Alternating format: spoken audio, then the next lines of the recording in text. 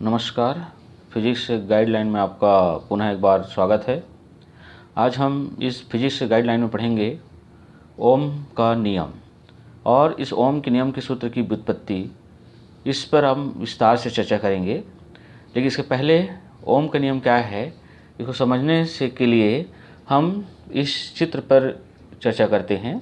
जैसे आप लोगों ने पूर्व में पढ़ा है कि जब किसी भी चालक में विभवांतर लगाया जाता है तो उस चालक में धारा प्रवाहित होती है। जैसे जैसे हम इस विभवांतर के मान को बढ़ाते हैं, धारा का मान भी बढ़ता जाता है। तो गणितीय रूप में हम कह सकते हैं कि किसी चालक में प्रवाहित धारा का जो मान होता है वो चालक के सिरों के बीच लगाए गए विभवांतर के अनुक्रमानुपाती होता है। अतः किसी चालक में प्रवाहित धारा और उसके सिरों के बीच लगाए गए विभवांतर के बीच संबंध ज्ञात करने के लिए सबसे पहले वैज्ञानिक जॉर्ज साइमन ओम ने एक नियम का प्रतिपादन किया, जिसे हम ओम का नियम कहते हैं। और इस नियम के अनुसार यदि किसी चालक की भौतिक अवस्था जैसे कि लंबाई, ताप आदि में परिवर्तन ना हो तो इस चालक में प्रवाहित धारा I उसके सिरों के बीच लगाए गए विभवांतर V के अनुक्रमानुपाती होता है। जैसे मान लीजिए कि किसी चालक के सिरों के मध्य यदि हम विभवांतर V लगाते हैं तो इस चालक में धारा I प्रवाहित होती है। तो इस ओम के नियम से हम लिख सकते हैं V अनुक्रमानुपाती I, या इसी को हम लिख सकते हैं V बराबर RI, जहाँ R एक अनुपातिक नियतांक है जिसे हम किसी चालक का प्रतिरोध कहते हैं। और चालक का जो प्रतिरोध है इसका जो मान है वो चालक की लंबाई पर, क्षेत्रफल पर, ताप एवं चालक के पदार्थ की प्रकृति पर निर्भर करता है। अब हम इस समीकरण 1 को इस प्रकार से हम लिख सकते हैं कि R बराबर V अपॉन I, जहाँ R हमने पहले बताया है चालक क्या है, प्रतिरोध है। तो इस सूत्र से प्रतिरोध का एक सूत्र के साथ साथ परिभाषा भी हमको मिल जाता है, जो शब्दों में हम लिख सकते हैं कि प्रतिरोध बराबर विभवांतर बटे धारा, अर्थात किसी चालक के सिरों के बीच लगाए गए विभवांतर और उसमें प्रवाहित धारा के अनुपात को किसी भी चालक का प्रतिरोध कहते हैं। तो ये तो ओम का नियम है। और यदि हम किसी चालक के सिरों के बीच लगाए गए विभवांतर V और धारा I के बीच एक ग्राफ खींचते हैं तो इस प्रकार से एक सीधी रेखा प्राप्त होती है जो मूल बिंदु से होकर जाती है। तो ये ग्राफ ओम के नियम की पुष्टि करता है कि विभवांतर का मान बढ़ने से धारा का मान भी बढ़ता है। अब हम इस ओम के नियम की व्युत्पत्ति करेंगे, अर्थात सूत्र R = V अपॉन I की व्युत्पत्ति करेंगे।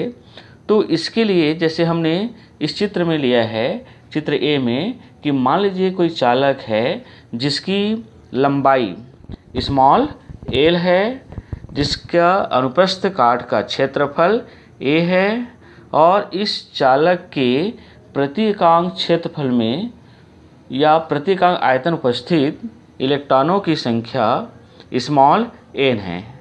यदि हम चालक के सिरों के बीच विभवांतर भी लगाते हैं तो चालक के अंदर एक विद्युत क्षेत्र E उत्पन्न होता है और इस विद्युत क्षेत्र के कारण यदि इसमें प्रवाहित होने वाली धारा I हो तो विद्युत क्षेत्र तीव्रता का एक सूत्र होता है E बराबर V अपॉन L।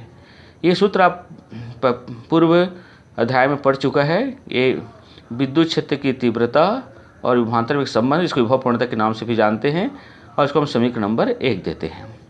अब क्या है, लेकिन जैसे मान लीजिए कि इस चालक में उपस्थित इलेक्ट्रॉनों का जो अनुगमन वेग को यदि हम Vd माने तो Vd बराबर हम लिख सकते हैं small e capital E tau upon n, जहाँ टाउ इलेक्ट्रॉनों का श्रांति काल कहलाता है। ये जो सूत्र आप देख रहे हैं ये सूत्र अनुगमन वेग का सूत्र है। अब यहाँ पर टाउ जो है, ये जो हमने यहाँ पर लिखा है कि ई इलेक्ट्रॉन का आवेश, एम इलेक्ट्रॉन का द्रव्यमान है, जहाँ टाउ श्रांति काल कहलाता है। अब इस श्रांति काल किसे कहते हैं? तो क्या है कि इलेक्ट्रॉनों का चालक के अंदर धन आयनों से लगातार 2 टक्करों में लगे समय को श्रांति काल कहते हैं, जिसे हम टाउ से प्रदर्शित करते हैं। अब हम क्या करते हैं, ये जो समीकरण 1 है, इस समीकरण 1 से ई के मान को हम इस समीकरण में रखते हैं यहाँ पर, तो ये हमको समीकरण 2 मिलता है। अब हमने पहले भी पढ़ा है कि चालक में प्रवाहित धारा और उसमें उपस्थित इलेक्ट्रॉनों के अनुगमन में एक संबंध होता है, I बराबर NaVdE। अब हम क्या करते हैं, इस Vd के मान को इस समीकरण 3 में रख देते हैं। समीकरण 3 में रखते हैं तो हमको इस प्रकार समीकरण प्राप्त होता है, जिसे हम व्यवस्थित करके इस प्रकार से लिख सकते हैं, क्योंकि यहाँ E इंटू E है तो E के स्क्वायर लिखेंगे।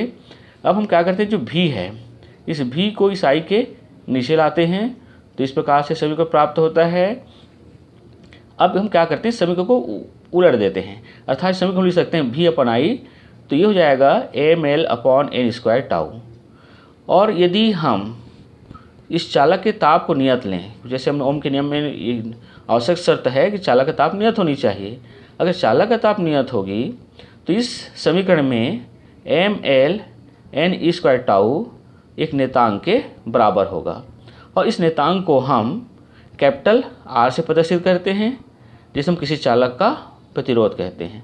अतः इस समीकरण 4 में इस ml n स्क्वायर टाउ की जब हम कैपिटल R रख देते हैं तो इस प्रकार समीकरण प्राप्त होता है, या R equal to V upon I लिख देते हैं, यहाँ से V निकालेंगे तो RI लिख सकते हैं, V बराबर RI। और यही ओम का नियम है, जहाँ R को आपने क्या माना है, ml n स्क्वायर टाउ, जो किस चालक के प्रतिरोध के सूत्र को प्रदर्शित करता है। तो ये ओम के नियम है और ये इसकी व्युत्पत्ति है। तो आप इस ओम के नियम को अच्छे से समझकर आप नोट्स बना लीजिएगा, और एक परीक्षा के लिए आप बढ़िया से इसकी तैयारी कर सकते हैं। और प्यारे बच्चों, यदि आपको ये वीडियो अच्छा लगा तो अपने दोस्तों के साथ शेयर कीजिएगा और लाइक करके हमारे चैनल को सब्सक्राइब कीजिएगा। धन्यवाद।